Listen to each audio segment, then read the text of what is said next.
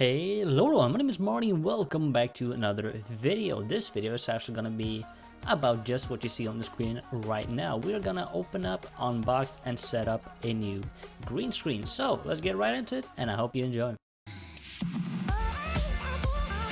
Oh my lord! I like it. Good. That looks pretty good.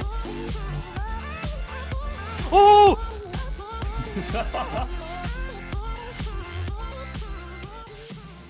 Alright guys, so this is the packaging that the SVIVE Nebula green screen came in. It's really huge. It was amazing carrying back from the store. It's like 1.7 meters something long. It weighs roughly 10.5 kilos. Not really that interesting, I know. So let's get right into unboxing this bad boy.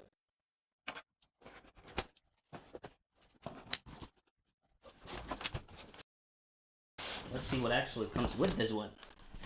Be careful not to knock the microphone. Sorry if this is real loud right now. That is a lot of cardboard. There's some soundproofing with this. There we go. And this. There we have it. That is one heavy boy. How on earth are we gonna get out of this packaging? Let's start cutting. Let's actually get this out of the packaging.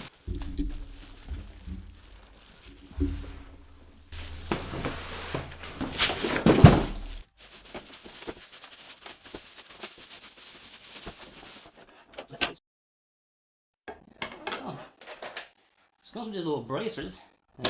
Let's unhinge that one. Now let's get this one out. It's a cool little, like, neat little case for it. Kind of easy when you're gonna travel and whatnot. And look at that.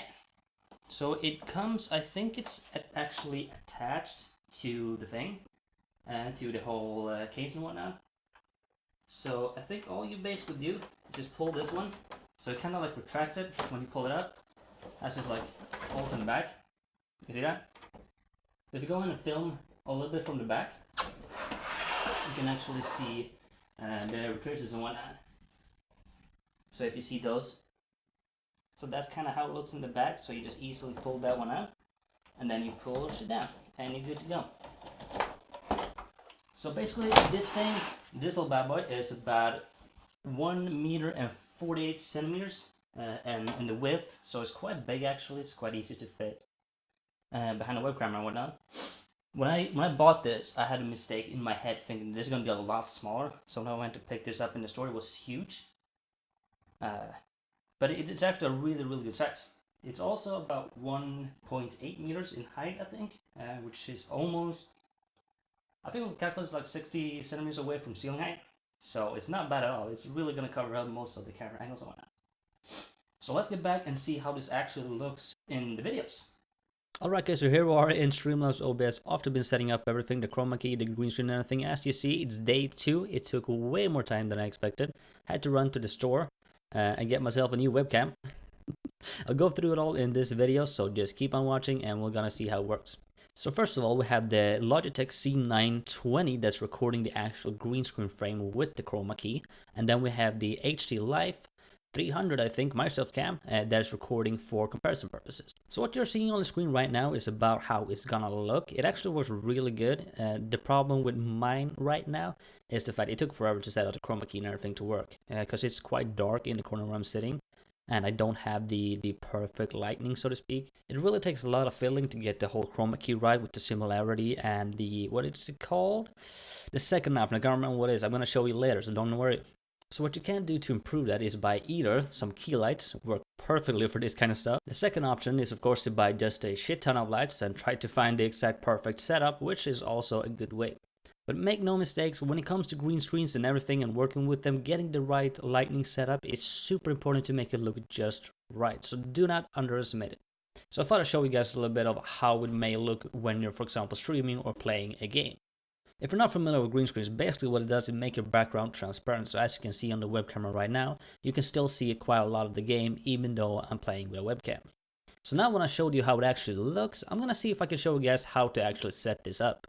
Alright guys, so I thought I'd show you a little bit quick on my setup currently. This is, don't mind my super messy desk. It looks horrible right now. I don't really clean it. But this is approximately how big the green screen is. It's actually quite huge. But a word of warning though, the green screen is around 150 centimeters. That is correct.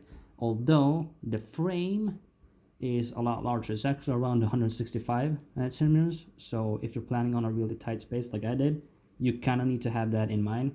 I'm sorry to ruin the focus a little bit. Because the 165 really changed a lot for me. I can ruin, because at first I wanted to have this on this wall, but that really goes planned. So I had to move the whole desk and everything. But I got it set up right now. It's in the middle of the room. It looks horrible, but it works. So that's kind of like the lighting I'm going for right here. It's just two regular like floor lights that lights up. You saw it. It works really good to get away in the background and whatnot. The only thing I need to have is better lighting at front to light up me. But that was just to show approximately how it's going to look. It's really huge. And if you have the proper lighting, it actually looks really good. Not really the proper lighting. I know you're supposed to have a lot better lighting, but that's what I got. Okay, don't blame me. But let's get right back to Streamlabs and keep setting it up. Alright, so let's see how you're actually going to set this one up. First of all, you need to find your main camera that you're using to record yourself. For example, I have two. Most people probably have one. I only have two right now for demonstration purposes. So really this is my primary one, the in-game cam. So what you want to do is that you want to right click on that one, go down to filters. I have quite a lot of this. Don't worry about these. They're not going to be there for you. It's just my attempts of trying to get it just right. It ended up being the first one that was actually the best. I started using the HD live cam, and it turned out this was really difficulty. It's really difficult because the webcam itself doesn't have driver support anymore.